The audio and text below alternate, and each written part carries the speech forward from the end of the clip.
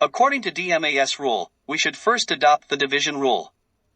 Dividing 40 by 5 and 21 by 3 gives 8 and 7. According to DMAS rule, now we should adopt the rule of product.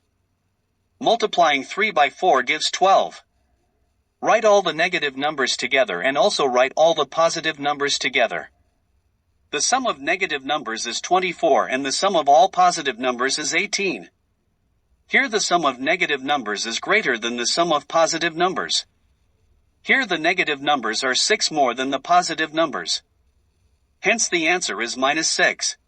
DMAS नियम के अनुसार हमें सबसे पहले विभाजन का नियम अपनाना चाहिए। 40 को 5 से तथा 21 को 3 से विभाजित करने पर 8 तथा 7 प्राप्त होता है। DMAS नियम के अनुसार अब हमें गुणनफल का नियम अपनाना चाहिए।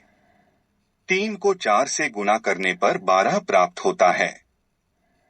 सभी ऋणात्मक संख्याओं को एक साथ लिखें तथा सभी धनात्मक संख्याओं को भी एक साथ लिखें।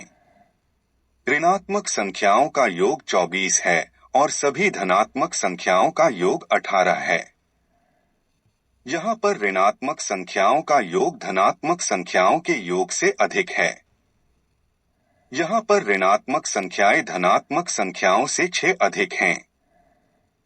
अतः इसका उत्तर ऋणात्मक 6 है।